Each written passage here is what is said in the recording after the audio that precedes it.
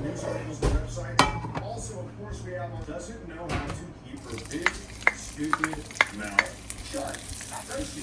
Because here's the thing. She might have just inadvertently told the truth for the first time in her entire life.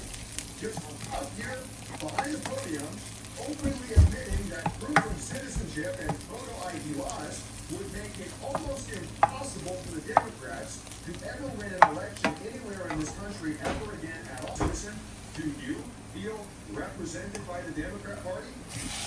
Of course not. Their entire platform is built on stealing money from people like you, hardworking taxpaying Americans, and giving it to a bunch of third-world illegal alien delinquents.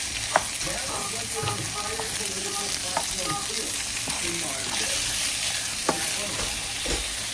I've got something I want to take a look at. Republican has yet just one determination. This challenge is that when you say false proof of citizenship and any voter rolls would expose Michigan, and she knows it, yes. She knows that if there's proof of citizenship and photo ID laws, people will say, oh, she knows that. Elon Musk himself came in. He said, let's do it. We have a lot. Married women have to present ID all the time for everybody. We have to talk about these married women. Here's the thing. On that way, here's the thing with the Democrats don't want to do. By the way, I'm sure the thing that everything that married women doing madness can go ahead and back you up on. When you are a married woman and you get married and you legally change your last name to your husband's last name, you are already required to change your last name. You are already required to submit a birth certificate, the social security number, and you have to get a marriage license. You have to prove who you are before you can change your last name when you get married. So all of this is to say, a woman who has been married and who has divorced her last name, as a matter of fact, already has the documentation that would be necessary to vote under the rules of the Safe Marriage Act. They had to have all that documentation in order to change their last name in the first place. The Democrats, they are relying on women being stupid or something. I don't think women are stupid. I guess the Democrats do. They're just out here blatantly lying to them. I don't know. I've got a wife. We went through this. You took my last name. It's really not that complex. You already have to have all this stuff anyway. But now, here's the insane. Okay? If you aren't mad already. You see, it's not only the Democrats who are pushing back and really bragging about shutting down the State of America.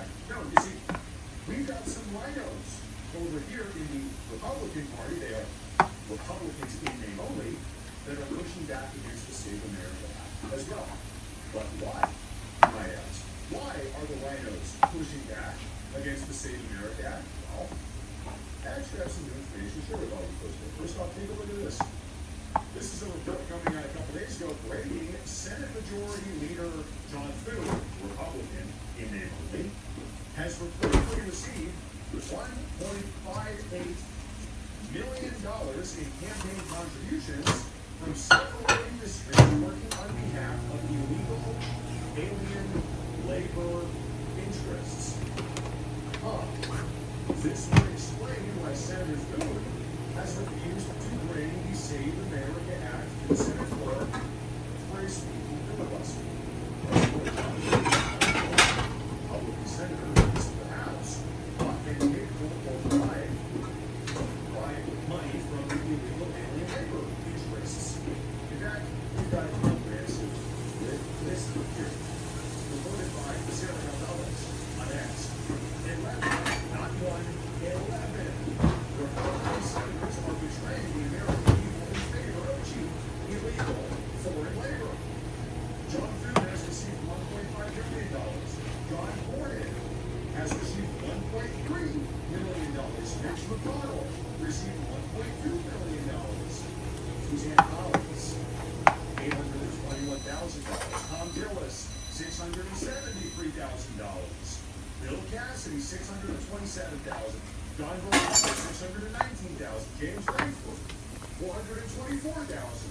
We're exposing all of them today, folks. I got enough. Lisa Murkowski, $414,000. Katie Britt, $285,000. And Dan Sullivan, $277,000 from the illegal alien cheap foreign led undermining it after receiving the grand total of $8.3 million collectively through lying otherwise. Now, Verbal care, help is always ready. Verbal, a great trip starts with use of mind. Right now at Ashley's summer savings event, shop food mattresses starting at just $6.99. Plus, get $300 on selected Ashley sleep adjustable bases. And pay no interest for 5 full years when you shop in store. Only at Ashley. Dear Phoenix Energy, a family-owned oil company focused on unleashing American oil from North Dakota and Montana. We've already sold over 2.9 million.